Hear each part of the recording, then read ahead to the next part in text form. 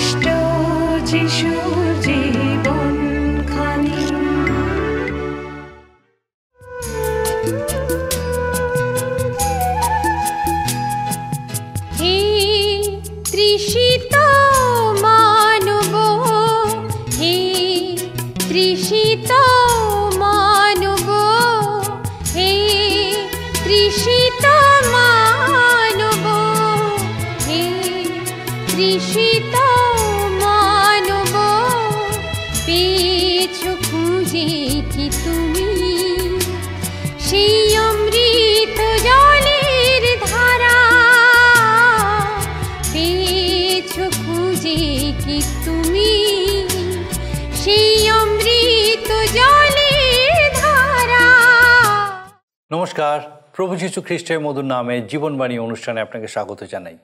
আমাদের বিগত কয়েকটি পর্বে লক্ষ্য করেছি সাধু পৌল রোমীয় মণ্ডলী তার সঙ্গে আমাদেরকেও বলছেন যে খ্রিস্ট বিশ্বাসী হিসেবে সহবিশ্বাসী এবং অবিশ্বাসীদের প্রতি আমাদের আচার ব্যবহার কেমন হওয়া উচিত। আমরা গত পর্বে দেখেছি তার স্পেনে গিয়ে ঈশ্বরের বাক্য প্রচার করার পরিকল্পনা ছিল। সাধু পৌল খুব সম্ভবত কোরিন থেকে এই পত্রটি রচনা করেন। পত্রটি লেখার পর তিনি আখায়া এবং মাকিদোনিয়া মণ্ডলীর দেওয়া দান সামগ্রী নিয়ে জেরুসালেমে আসেন। রোমীয়দের প্রতি পত্রের শেষ অধ্যায়ে আমরা মোট ৩৫ জনের উল্লেখ পেয়ে থাকি। তারা হয় রোমীয় মণ্ডলীর বিশ্বাসী, না হলে প্রেরিত পৌলের সঙ্গে সেই সময় যে বিশ্বাসীরা ছিলেন তারা। তাদের মধ্যে প্রথমেই তিনি কিংক্রিয়াস্ত মণ্ডলীর পরিচারিকা ফৈবির নাম উল্লেখ করেছেন। তিনি পৌলের লেখা পত্রটি রোমীয় মণ্ডলীতে পৌঁছে দিয়েছিলেন। সাধু পৌল তাদের অনুরোধ করেছিলেন যেন তারা ফৈবিকে সাদরে গ্রহণ করেন। ফৈবির পরই যাদের নামের উল্লেখ আমরা পাই তারা হলেন প্রিস্কা ও আকিলা। রোমীয় মণ্ডলীর এই দম্পতিকে সাধু পৌল অভিবাদন করেছেন। তাদের সঙ্গে আগে থেকেই তার পরিচয় ছিল এবং এক সময় করিন্থে তারা সাধু পৌলকে খুবই সাহায্য করেছিলেন। তাদের প্রত্যেকেরই পরিচয় নিয়ে আমরা বিস্তারিত আলোচনা করব। বিশ্বাসীরা একে অপরের সঙ্গে কিভাবে ব্যবহার করবেন সেই বিষয়ে সাধু পৌল যে কতখানি গুরুত্ব দিতেন সেটা বোঝা যায় যখন দেখি তিনি আবার সেই প্রসঙ্গ উল্লেখ করেছেন। রোমীয় মণ্ডলীতে যে সমস্ত লোকেরা ঈশ্বরের সেবার পরিবর্তে নিজেদের স্বার্থকে বেশি গুরুত্ব দিতেন তাদের কাছ থেকে দূরে থাকার অনুরোধ তিনি করেছিলেন। সবশেষে সাধু পৌলের সঙ্গে যারা ছিলেন তারা প্রত্যেকেই রোমীয় মণ্ডলীর সদস্যদের অভিবাদন করেছিলেন। রোমীয় মণ্ডলীর এক বিশ্বাসীদের প্রতি পৌলের এক অপূর্ব আশীর্বচন দ্বারা পত্রটি শেষ হয়। আসুন আমরা এই সমস্ত বিষয় বিস্তারিতভাবে দেখি। প্রিয় বন্ধু, আমরা দেখি যে খ্রিস্টীয় জীবনে পারস্পরিক সম্পর্ক খ্রিস্ট বিশ্বাসী কিভাবে রক্ষা করবে, ঈশ্বরের সঙ্গে সহভাগিতার মধ্যে, খ্রিস্ট বিশ্বাসীর সঙ্গে পরজাতীয়দের মধ্যে বিভিন্ন ক্ষেত্রে খ্রিস্ট বিশ্বাসীর ব্যবহার, স্বভাব, চরিত্র কেমন হবে, এ সমস্ত বিষয় আমরা আমাদের শাস্ত্র অধ্যয়নে এই রোমীয়দের প্রতি প্রেরিত পৌলের পত্রের শেষ অংশে দেখে চলেছি। সাধু পৌলের লেখায় রোমীয় পত্রে এ বিষয় পাঠ করে তাকে লক্ষ্য করি রোমের পথে। ভাবতে আশ্চর্য লাগে, মন উৎফুল্ল হয়ে ওঠে খ্রিস্টের সাক্ষ্য বহনকারীদেরকে যখন দেখি রোমের রাজপথে বিভিন্ন অলিগলিতে আনন্দের সঙ্গে মৃত্যুঞ্জয়ী প্রভু যিশুর সুসমাচার বহন করে ফিরছেন। তাদের দত্ত শিক্ষাকে সক্রিয় হয়ে উঠতে দেখা যায়। সুসমাচার অনুদিত হয়েছে জীবন ও বাস্তবতায়। এই 16 অধ্যায় আজকের আমাদের আলোচনার বিষয় বিশেষভাবে তাই উল্লেখযোগ্য। 35 জন ব্যক্তির বিষয় এখানে উল্লেখিত হয়েছে। রোমে বাসকারী বিশ্বাসীগণ হন বা প্রেরিত পৌলের সঙ্গে বাসকারী বিশ্বাসীগণই হন। এই পত্র লেখার সময় তিনি সম্ভবত করিন্থে থেকেই থাকবেন। তাদের পারস্পরিক স্নেহ ও ভ্রাতৃভাবাপন্ন ভাব ভালোবাসা ছিল রোমীয় প্রথা ও দর্শনের এক অসঙ্গতি। কি অদ্ভুত সুন্দর ছিল এই খ্রিস্টীয় প্রেম! আজকের দিনে কিছু মণ্ডলীতে এমন পরিলক্ষিত হয়। অধ্যায়টি শুরু হয়েছে ফৈবির নিষ্ঠাপূর্ণ স্বভাবের কথা দিয়ে। 16 অধ্যায় 1 এবং 2 পদে লেখা আছে, আমাদের ভগিনী। কিংক্রিয়াস্ত মণ্ডলীর পরিচারিকা ফইবির জন্য আমি তোমাদের কাছে সুপারিশ করিতেছি, যেন তোমরা তাহাকে প্রভুতে পবিত্রগণের যথাযোগ্যভাবে গ্রহণ করো, এবং যে কোনো বিষয়ে তোমাদের হইতে উপকারের তাহার প্রয়োজন হইতে পারে তাহা করো, কেননা তিনিও অনেকের এবং আমার নিজেরও উপকারিণী হইয়াছেন। এখানে একজনের নাম পাই ফইবি। এই ফইবি এই পত্র রোমে পৌঁছে দিয়েছিলেন। তিনিই ছিলেন এই অপর একটি বিশ্বাস বীর তালিকার প্রথম বিশ্বাসী। এই নাম হতে বোঝা যায় তিনি ছিলেন একজন পরজাতীয়া। রোমে এমন কত পরজাতীয় মণ্ডলী ছিল, তার নামকরণ গ্রিক দেবী আর্তেমাস বা ডায়নার নাম অনুসরণে। গ্রিক পুরাণ অনুসারে যে চন্দ্রের দেবী এবং সূর্যদের অ্যাপোলো যার ভাই। বহু বিশ্বাসী খ্রিস্টকে স্বীকারের সময় নতুন নামে নামাঙ্কিত হয়ে থাকে বটে। ফইবি কিন্তু কোনো বিশেষ কারণে নিজের নাম পরিবর্তন করেননি। তার সেই বিধর্মী নাম ফইবি নামেই তিনি প্রভু যীশু খ্রিস্টকে গ্রহণ করে এবং পরিচিত হয়ে রইলেন। রোমীয় পত্র বহন করে এনেছিলেন ফইবি। নিশ্চয়ই মণ্ডলীতে তিনি বিশেষ একজন কর্মক্ষম ব্যক্তি ছিলেন। কিংক্রিয়াস্ত মণ্ডলীর পরিচারিকা বলেই তিনি সুপরিচিত ছিলেন। কিংক্রিয়া হল করিন্থের পূর্ব সামুদ্রিক বন্দর। প্রাচীন করিন্থের ধ্বংসাবশেষের উপরে দাঁড়িয়ে দেখা যায় কিছু দূরে ওই কিংক্রিয়া সামান্য নিচের দিকেই। সেখানে কোনো কার্যরত একজন রমণী ছিলেন এই ফইবি, যিনি পরবর্তী সময় পৌলের মাধ্যমে প্রভুতে সমর্পিত হয়ে মণ্ডলীতে বিশেষ পরিচারিকার কার্যে নিযুক্ত হয়েছিলেন। আজকের দিনে মণ্ডলীতে এমনই প্রভুতে সমর্পিত সমর্থ কার্যকারী পরিচারিকা ভগ্নীদের প্রয়োজন রয়েছে। ডাকের ব্যবস্থা থাকলেও তার বিলম্ব হওয়ার সম্ভাবনায় পৌল এই বিশ্বস্ত পরিচর্যাকারিণীর হাতেই রোমীয়দের প্রতি প্রেরিত পৌলের পত্রগুলো তুলে দিয়েছিলেন। তিনি যখন জেরুজালেমের পথে পা বাড়ালেন, ফইবি তখন এই পত্রসহ রোমের উদ্দেশ্যে চলে গেলেন। ফইবির উদ্দেশ্যে সাধু পৌল বলেছেন, আমাদের ভগিনী, আমি সুপারিশ করিতেছি যেন তোমরা যথাযোগ্যভাবে গ্রহণ করো। তিনিও উপকারিণী হইয়াছেন। এই শেষ অধ্যায়ে প্রথম বিশ্বাসী হিসাবে তার নামই আমরা পাই।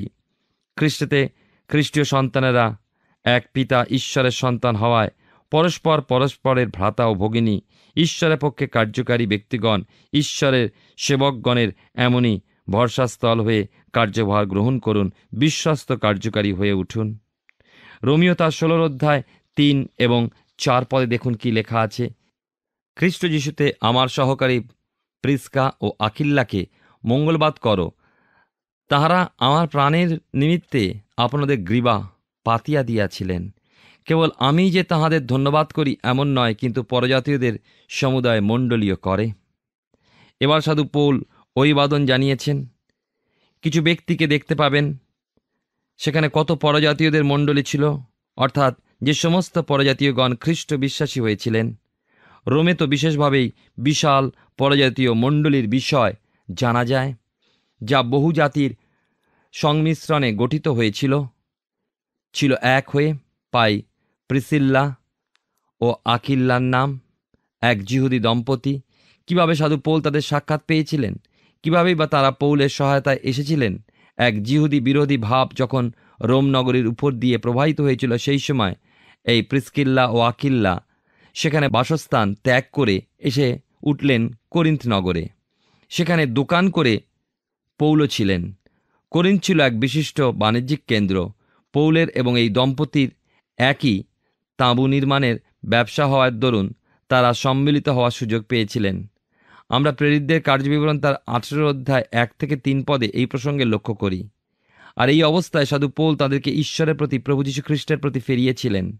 এরপর তারা পৌলের সঙ্গে ইফিসেও ছিলেন। মনে হয় সেখানে তারা ব্যবসায় খোলার কাজে গিয়েছিলেন।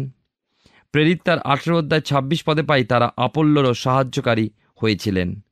আর লেখা আছে, আর তিনি সমাজগৃহে সাহসপূর্বক কথা কইতে আরম্ভ করিলেন, আর প্রিস্কিল্লা ও আকিল্লা তাহার উপদেশ শুনিয়া তাহাকে আপনাদের নিকটে আনিলেন এবং ঈশ্বরের পথ আরও সূক্ষ্মরূপে বুঝাইয়া দিলেন। একটা বিষয় এখানে লক্ষণীয়, পূর্বে প্রিস্কিল্লা নামটা এখন প্রিস্কা নামে পরিণত। যদিও স্বামী স্ত্রী উভয় আত্মিকভাবে জীবনে অগ্রসর হয়েছেন এবং কার্যকারী হয়েছেন, তথাপি হয়তো প্রিস্কা ঈশ্বরের কাছে অধিক অগ্রণী হয়েছিলেন। পরজাতীয় মণ্ডলীগুলো তাদের সেই সাক্ষ্যের প্রমাণ দেয়। রোমিও তার 16 অধ্যায় 5 পদে লেখা আছে, আর তাহাদের গৃহস্থিত মণ্ডলীকেও মঙ্গলবাদ করো। আমার প্রিয় ইপেনিত, যিনি খ্রিস্টের উদ্দেশ্যে এশিয়া দেশের অগ্রিমাংশ, তাহাকে মঙ্গলবাদ করো। প্রেরিতদের কার্যবিবরণ তার 12 অধ্যায় 12 পদে, কলসীয়দের প্রতি প্রেরিত পৌলের পত্রে 4 অধ্যায় 15 পদে এবং প্রথম করিন্থীয় তার 16 অধ্যায় 19 পদে, ফিলিমন তার 2 পদে দেখা যায় যে শুরুতে কারো বাড়িতে এই স্থানীয় মণ্ডলী গঠিত হয়ে প্রভুর আরাধনা সেবা সুসম্পন্ন হতো। একজন লিখেছেন তার বিবৃতিতে, মণ্ডলীর জন্য স্থায়ীভাবে বিশিষ্ট উপাসনাগৃহ 3য় শতাব্দীর পূর্বে পরিলক্ষিত হয় না। আজও মানুষ একথা বিশ্বাস করে। আমরাও এই বিশ্বাস করি যে বহু বছর ধরে যেখানে ঈশ্বরের উপাসনা চলত, উপাসনার সমাপ্তির পর সেখানে পুনরায় গৃহটি মানুষের বাসগৃহে পরিণত হতো। কিন্তু একটা কথা বিশেষভাবে উল্লেখযোগ্য, যে প্রকৃত যে ধর্মধাম বা ঈশ্বরের মন্দির মণ্ডলী গৃহটি তা বিশ্বাসী বর্গের জীবন্ত দেহ, মন, আত্মা। বিশেষ ইট পাথর বা কাঠে তৈরি গাঁথুনেই যে প্রভুর উপাসনা গৃহ বা মণ্ডলী গৃহ, এমন কিন্তু কোথাও লেখা নেই। বিশ্বাসীরা তাদের জীবিত দেহ, মন, আত্মাসহ ঈশ্বরের উদ্দেশ্যে পবিত্র আত্মাতে খ্রিস্টের নিমিত্ত যে মন্দির নির্মাণ করে, তার অধিক আর উপাসনা গৃহ কি হতে পারে? প্রিসকিল্লা বা প্রিস্কা ও আকিল্লার বাড়িতে এমনই জীবন্ত মণ্ডলী সমবেত হতো। প্রেরিত পৌল তাকেই জানিয়েছেন অভিবাদন। ইপেনিত, এই গ্রিক নামটার অর্থ প্রশংসা। মনে হয় এশিয়ার রোমীয় কার্যাঞ্চলের বা প্রদেশের প্রথম এই ব্যক্তিকেই সাধু পৌল ঈশ্বরের রাজ্যে নিয়ে এসেছিলেন। কত বড় সৌভাগ্য এই ব্যক্তির! সাধু পৌল যাকে অভিবাদন জানিয়েছিলেন খ্রিস্টের উদ্দেশ্যে এশিয়া দেশের অগ্রিমাংশ বলে। 6 পদে দেখুন, এখানে মরিয়ম, যিনি তোমাদের নিমিত্ত বহু পরিশ্রম করিয়াছেন, তাহাকে মঙ্গলবাদ করো। মরিয়ম অর্থাৎ বিদ্রোহী ভাব। যিনি তোমাদের নিমিত্ত বহু পরিশ্রম করিয়াছেন অর্থাৎ ক্লান্তি ও অবসাদের সময়ে পরিশ্রমকারী। দেখুন কি অদ্ভুত পরিবর্তন তার জীবনে। খ্রিস্ট বিশ্বাসী হওয়ার পূর্বে তিনি ছিলেন বিদ্রোহী, কিন্তু এখন খ্রিস্টের মাধ্যমে ঈশ্বরের সন্তানে পরিণত হওয়ায় অন্যান্য বিশ্বাসীদের নিমিত্ত কত পরিশ্রমী হয়ে উঠলেন। খ্রিস্টেতে সমর্পিতা, খ্রিস্টের কার্যের উদ্দেশ্যে নিজেকে সঁপে দিয়েছেন, কেননা তিনি এখন খ্রিস্টের অনুগত। 16 অধ্যায় 7 থেকে 10 পদে আমরা পাই, আমার স্বজাতীয়, আমার সহবন্দী আন্দ্রনিক ও জুনিয়কে মঙ্গলবাদ করো। তাহারা প্রেরিতদের মধ্যে সুপরিচিত ও আমার পূর্বে খ্রিস্টের আশ্রিত হন। প্রভুতে আমার প্রিয় যে আম্প্লিয়াত, তাহাকে মঙ্গলবাদ করো। খ্রিস্টে আমার সহকারী উরবানকে এবং আমার প্রিয় স্তাকুকে মঙ্গলবাদ করো। 10 পদে লেখা আছে, খ্রিস্টের পরীক্ষা সিদ্ধ আপিল্লিকে মঙ্গলবাদ করো। আরিস্টবুলের পরিজনকে মঙ্গলবাদ করো। আদ্রনিক একটা গ্রিক নাম, যা আমাদেরকে চিহ্নিত করে একজন কৃতদাসকে।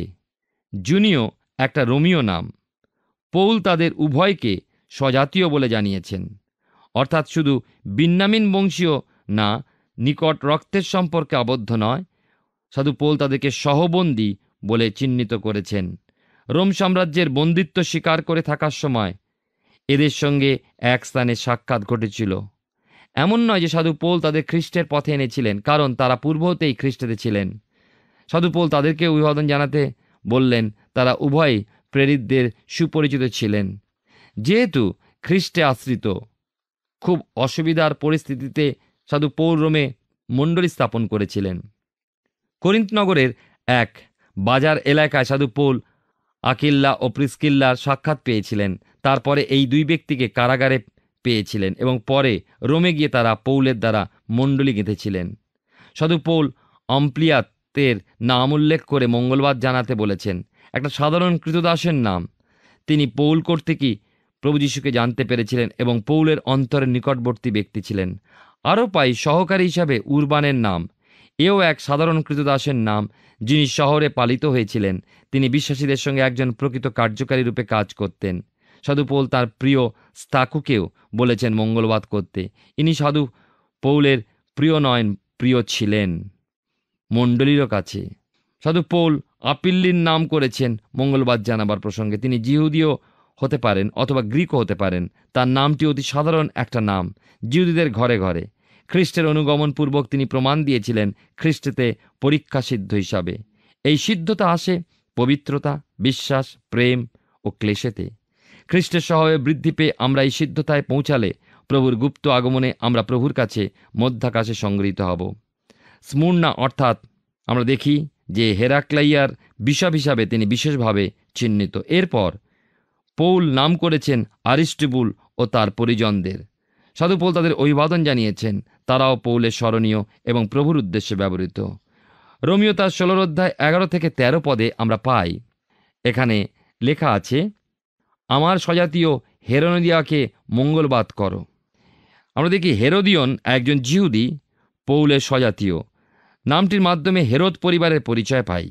এই জিহুদি ব্যক্তি হতে পারে কৃতদাস ছিলেন, কিন্তু ওই পরিবারে পালিত। তাকেও সাধু পৌল শুভেচ্ছা ও প্রীতি জানিয়েছেন। এরপর পাই নার্কিসের নাম, যিনি পূর্বে সাধু পৌলের সঙ্গে কাজ করেছিলেন এবং পরে আগ্রিপ্পার দ্বারা মৃত্যুবরণ করেছিলেন। এরপর রয়েছে ত্রুফেনা, ত্রুফোসা ও প্রিয় পড়শির নাম, যারা প্রভুর জন্য কঠোর পরিশ্রমের সাক্ষ্য রেখেছে। রোমের মণ্ডলীতে তারা বিশেষ কার্যকারী ছিলেন। পড়শির পরিশ্রম প্রথম দুজন অপেক্ষা আরও অধিক ছিল নিশ্চয়। এবার 13 পদে পড়ি রুফের নাম। এখানে খুবই অল্পভাবে তার বিষয় উল্লেখিত হয়েছে, কিন্তু তার বিষয় বিশেষভাবে উল্লেখযোগ্য হল তার এই রুফ নামের অর্থ হল লাল। তার চুল ছিল লাল, কিন্তু এই লাল চুলের দরুন তিনি উল্লেখযোগ্য হননি, কেন লাল চুল অনেকেরই থেকে থাকে। তিনি উল্লেখযোগ্য কারণ পৌলের ভাষায় তিনি প্রভুতে মনোনীত। সাধু পৌল বর্ণিত এই সমস্ত ব্যক্তিগণ যাদেরকে তিনি মঙ্গলবাদ জানিয়েছেন, তারা কি প্রভুতে মনোনীত নন? তারা নিশ্চয়ই মনোনীত, তবু বিশেষ একজনের জন্য বিশেষভাবেই উল্লেখ করা যায়। রুফের পশ্চাতে রয়েছে এক বিশেষ সাক্ষ্য, যা তাকে অন্য অনেকের থেকে বিশেষভাবে চিহ্নিত করে। তার পিতার সূত্রে তার সম্পর্কে আসি। আমরা মার্কের সুসমাচারে আসি। রোমীয়দের উদ্দেশ্যে প্রথমত যা লিখিত, সেখানে তিনি লিখেছেন এক ব্যক্তির বিষয়, ঘটনার সঙ্গে তিনি জড়িত, কুরুনীয় সিমন, যিনি খ্রিস্টের ক্রুশ বহনে সহায়তা করেছিলেন। আসুন পড়ি। আপনার কাছে বাইবেল থাকলে খুলুন। মার্ক লিখিত সুসমাচার 15 অধ্যায় 21 পদে লেখা আছে, আর সিমন নামে একজন কুরুনীয় লোক পল্লীগ্রাম হইতে সেই পথ দিয়ে আসিতেছিলেন। সে সিকন্দরের ও রুফের পিতা। তাহাকেই তারা যিশুর ক্রুশ বহিবার জন্য বেগার ধরিল। ক্রুশ ছিল প্রচণ্ড ভারী। রোমীয় সৈনিকেরা দেখেছিল প্রভু যিশু ক্রুশ বহন করতে করতে পড়ে যাচ্ছেন ক্রুশের ভারে, ক্রুশের নিচে। ভিড়ের মধ্যে হতে তারা দেখেছিলেন দৃঢ় মুষ্টি সম্পন্ন ব্যক্তি ওই কুরুনীয় সিমনকে। সৈনিকেরা চেঁচিয়ে ডেকে উঠেছিল, তুমি এসে এই ক্রুশ বহনে হাত লাগাও কেন? প্রভু যদি পথেই মারা যান, তবে আনন্দে উল্লাসে তারা ক্রুশে চড়াবে কাকে? অন্যদিকে তাদের সময়ের দেরি হয়ে যাচ্ছিল। অত্যাচার করবে কার উপরে? লজ্জাস্কর উলঙ্গতায় কাকে নিয়ে করবে ঠাট্টা ও বিদ্রুপ? তাই তারা প্রয়োজন অনুভব করেছিল কুরুনীয় সিমনের বেগার খাটাবার জন্য, অবশ্যই প্রভু যিশুকে সাহায্য করবার উদ্দেশ্যে নয়। অতএব এমন একজন ব্যক্তির পুত্র হয়ে রুফ প্রভুর জন্য সমর্পিত ও প্রভুর জন্য পরিশ্রমী হয়ে উল্লেখযোগ্য হবেন না, তা যে অসম্ভব। শুধু রুফই নয়, পৌল তার মাকেও জানিয়েছেন মঙ্গলবাদ ও শ্রদ্ধা। শ্রদ্ধাবনতভাবে স্বীকার করেছেন, যিনি আমারও মাতা। যে ক্ষেত্রে আমরা সাধু পৌলের পিতামাতার সম্পর্কে কিছু জানি না, বলতে পারি না, সেক্ষেত্রে জানতে পাই তার নিজের মুখে এমন একজন স্ত্রীলোকের বিষয়। জেরুজালেম নগরে সেই স্ত্রীলোক সেই কুরুনীয় সিমনের স্ত্রী। আমরা দেখি যে প্রেরিত পৌলের প্রভুতে বন্দী পৌলের মাতৃসমা। মনে পড়ে আপনার জেরুজালেমে প্রথমবার তার আগমনে খ্রিস্টানরা তার মনোপরিবর্তনে তার প্রতি ভীত হয়ে পড়েছিল। তার উগ্র ফরিসিবাদী তাদের জানা ছিল, ভেবেছিল এও এক ছল মাত্র। কিন্তু এমত অবস্থায় রুফের মা তাকে নিজের স্নেহের ছায়ায় ডেকে নিয়েছিলেন, এসো তুমি আমার গৃহে, আমার পুত্র রুফের ঘরেই তুমি তার সঙ্গে থেকো। সেদিনের সেই সুরক্ষার কথা স্মরণ করলেন সাধু পৌল। পিছনের ফেলে আসা সময়ের ঘটনাটা স্মরণ করে তিনি স্বীকার না করে পারলেন না এই চিঠিতে। প্রভুতে মনোনীত রুফকে আর তাহার মাতাকে, যিনি আমারও মাতা, মঙ্গলবাদ কর। বড় সুন্দর, তাই নয় কি? রোমীদের প্রতি প্রেরিত পৌলের পত্রে 16 অধ্যায় আমরা আলোচনায় রয়েছি। আপনার সামনে যদি বাইবেল আছে, এর পরের অংশ আমরা খুলব এবং পাঠ করব। 14 থেকে 16 পদে লেখা আছে, অসংকৃত, ফ্রিগন, হর্মিপাত্রবা, হর্মা এবং তাহাদের সঙ্গে ভাতৃগণকে মঙ্গলবাদ করো। ফিল্লগ ও জুলিয়া, নিরিও ও তাঁর ভগিনী এবং ওলুম্পো ও তাঁহাদের সঙ্গে সমস্ত পবিত্র লোককে মঙ্গলবাদ করো। তোমরা পবিত্র চুম্বনে পরস্পর মঙ্গলবাদ করো। খ্রিস্টের সমস্ত মণ্ডলী তোমাদিওকে মঙ্গলবাদ করিতেছে। এই নামগুলো আমরা শুধু কতকগুলো নাম হিসেবে পাই বটে, কিন্তু বুঝতে অসুবিধা হয় না যে সাধু পৌলের সঙ্গে তারা যুক্ত ছিলেন। সাধু পৌল তাদের চিনতেন, জানতেন ভালোভাবে। কতজনকে তিনি খ্রিস্টের পথ চিনিয়ে দিয়েছিলেন, সহায়তা করেছিলেন তাদের পরিত্রাণের নিকটবর্তী হতে। পরে তারা পৌলের সঙ্গে কার্যকারী রূপে এবং পরজাতীয় মণ্ডলীতে সেবারত থেকেছেন। 15 পদে পাই আরও একটা দলকে। এই তালিকাভুক্ত ব্যক্তিগণও রোমের মণ্ডলীতে ছিলেন। চিঠির এই লেখন পদ্ধতি অনুযায়ী প্রভুর নামে খ্রিস্টেতে পৌল এই পত্র লেখনের দ্বারা ধারা রক্ষা করেছেন তার আন্তরিক খ্রিস্টীয় ঐক্য ও প্রেম অনুসারে। 16 অধ্যায়ে আমি আলোচনা করছি রোমীয়দের প্রতি প্রেরিত পৌলের পত্রে, তার 17 এবং 18 পদ পাঠ করব। ভাতৃগণ, আমি তোমাদিকে বিনতি করিতেছি, তোমরা যে শিক্ষা পাইয়াছ তার বিপরীতে যাহারা দলাদলি ও বিঘ্ন জন্মায়, তাহাদিওকে চিনিয়া রাখো ও তাহাদের হইতে দূরে থাকো। কেননা এই প্রকার লোকেরা আমাদের প্রভু খ্রিস্টের দাসত্ব করে না, কিন্তু আপন আপন উদরের দাসত্ব করে এবং মধুর বাক্য ও স্তুতিবাদ দ্বারা সরল লোকেদের মন ভুলায়। এখানে প্রেরিত পৌল খ্রিস্টীয় সন্তানদের উদ্দেশ্যে পারস্পরিকভাবে অন্যান্য খ্রিস্টানদের সঙ্গে কিরূপ স্বভাব ধারণ করে চলবে এ বিষয় জানিয়েছেন। বিশেষভাবে সতর্ক করেছেন আমাদেরকে মনোযোগী হতে হবে এই ব্যাপারে। খ্রিস্টকে প্রাধান্য দিয়ে যে শিক্ষা, তার মধ্যে যারা উপদেশ দেয় না, নিজেদেরকে ভালো বক্তৃতা দেওয়ার ক্ষমতা অনুযায়ী নিজেদের ভ্রান্ত ধারণা শিক্ষা দেয়, নিজেদের সন্তোষের ও তৃপ্তির ব্যবস্থার প্রতি দৃষ্টি রাখে, এমন শিক্ষাপদেশ হতে প্রকৃত খ্রিস্টানকে দূরবর্তী থাকতে হবে। ভ্রান্তি হতে পৃথকীকরণকে রক্ষা করতে হবে। নিজের মধ্যে নিশ্চয়তাকে দৃঢ়রূপে ধারণ করতে হবে। খ্রিস্টীয় সত্য স্বার্থসিদ্ধির পথ নয়।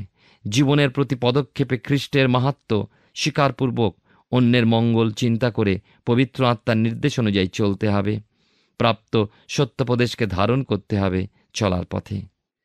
19-20 পদে লেখা আছে এই কথা, কেননা তোমাদের আজ্ঞাবহতার কথা সকল লোকের নিকটে ব্যাপিয়াছে। অতএব তোমাদের জন্য আমি আনন্দ করিতেছি, কিন্তু আমার ইচ্ছা এই যে তোমরা উত্তম বিষয় বিজ্ঞ ও মন্দ বিষয় অমায়িক হও। আর শান্তির ঈশ্বর তরায় শয়তানকে তোমাদের পদতলে দলিত করিবেন। তোমাদের প্রভু যীশু খ্রিস্টের অনুগ্রহ তোমাদের সহবর্তী হোক। ঈশ্বরের সন্তান খ্রিস্টের মাধ্যমে ঈশ্বরের সন্তানে পরিণত হয়, গণিত হয় ধার্মিক বলে। এই সকলের মূলে রয়েছে খ্রিস্টতে বিশ্বাস, এবং ওই বিশ্বাসে ঈশ্বরের অনুগ্রহ লাভ করে মানুষ, পায় পরিত্রাণ, অনন্ত জীবন। বিশ্বাস প্রযুক্ত মানুষ বাধ্যতার অনুসরণ করে, খ্রিস্টের অনুগত হয়। বিশ্বাস না থাকলে বাধ্য হওয়া চলে না। আমরা দেখি বাইবেলে প্রথম বই আদিপুস্তকে আদম হবা ঈশ্বরে অবাধ্য হয়েছিল। এই আদিপাপ অবাধ্যতা। কিন্তু কেনই অবাধ্যতা? মূলে দেখবেন ঈশ্বরের উপরে আদম হবার যে অগাধ বিশ্বাস ছিল, সেই বিশ্বাসে ধরেছিল ফাটল। শয়তানের প্ররোচনায় এই ভাঙন ধরেছিল, আর মানুষ অর্থাৎ আমাদের আদিপিতা মাতা তারা অবাধ্য হলেন। তাই যাবতীয় ভ্রান্তির সঙ্গে সম্পর্ক ত্যাগ করে দূরবর্তী থাকা কর্তব্য। প্রিয় শ্রোতাবন্ধু, প্রিয় ভাই ও বোন, আসুন আমরা বাক্যের আজ্ঞাবহ হই। বিশ্বাসকে দৃঢ়রূপে ধারণ করে খ্রিস্টের আনুগত্য স্বীকার করে পরিত্রাণপ্রাপ্ত বিশ্বাসী হয়ে অগ্রসর হব নতুন জীবনে। এই প্রভু আগ্রহ করেন। তাই সাধু পৌল খ্রিস্টীয় স্বভাব অনুযায়ী নির্দেশ দিলেন উত্তম বিষয় বিজ্ঞ ও মন্দ বিষয় অমায়িক হতে। উত্তম বিষয় যে কি, সেই সম্পর্কে তিনি ইতিপূর্বে সুস্পষ্টভাবেই প্রকাশ করেছেন। অতএব এখন তা শুধু মেনে চলা। তাকে জানতে হবে উত্তম বিষয় প্রভুর বাক্য। প্রভুর বাক্যকে জানতে হবে, তার দ্বারা আত্মিক জীবনে অগ্রগতির পথে শয়তানের আনিত যাবতীয় চালাকিকে প্রতিহত করা এবং তার প্রতিটি ভ্রান্তিমূলক কথা যথার্থ উত্তর দেওয়া সম্ভব। মন্দে নিরাসক্ত থাকাই খ্রিস্টীয় স্বভাবের লক্ষণ। কি বলেছেন করিন্থীয় বিশ্বাসী বর্গকে সাধু পৌল? কি মনে পড়ে আপনার?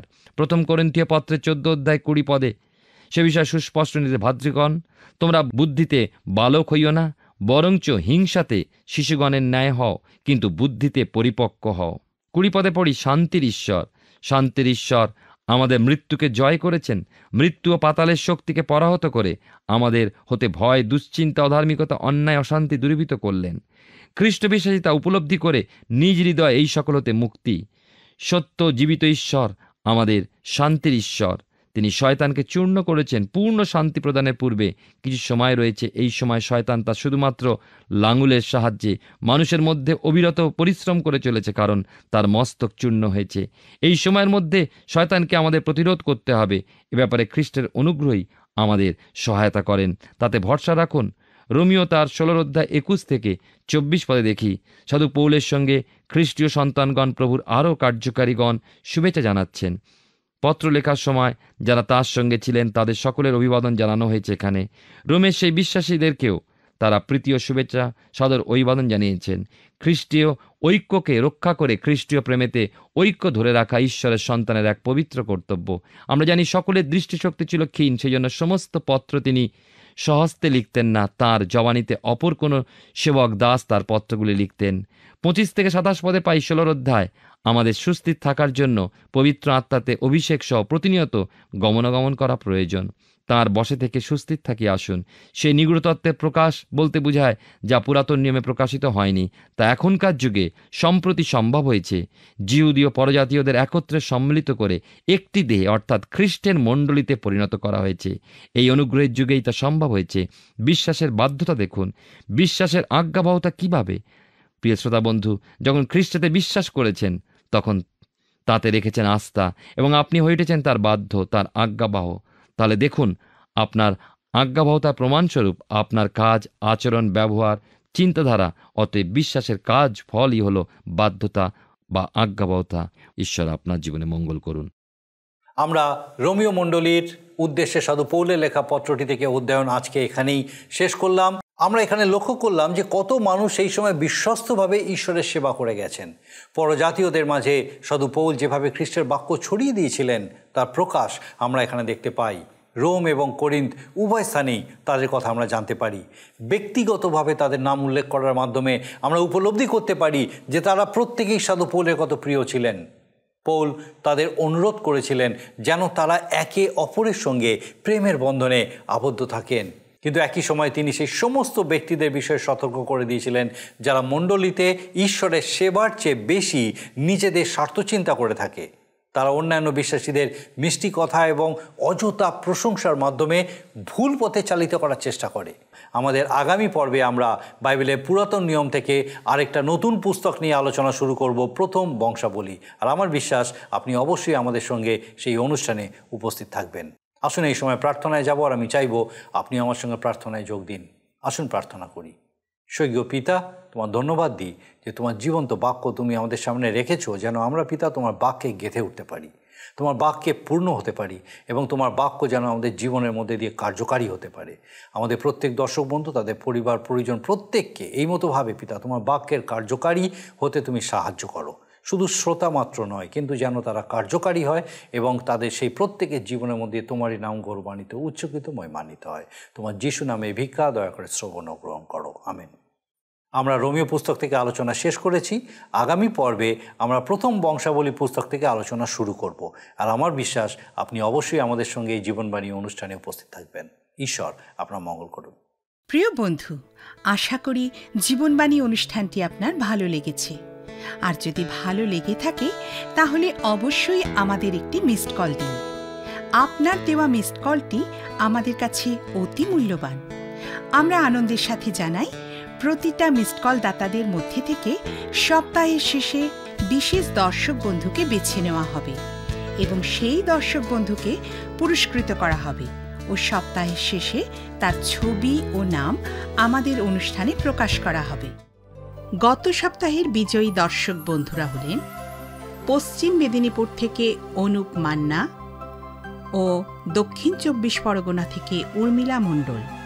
আমাদের মিসড কল দেবার নম্বরটি হল 04449081 আপনি প্রার্থনা ও আরও অধিক জানতে আগ্রহী হলে আমাদের সঙ্গে অবশ্যই ফোনের মাধ্যমে যোগাযোগ করতে পারেন। আমাদের মোবাইল নাম্বার 9433497235 এবং আরেকটি হল 9433803755। আর আমাদের ঠিকানা টিভি স্ক্রিনে আপনারা দেখে নিন। ধন্যবাদ। ভালো থাকুন, সুস্থ থাকুন।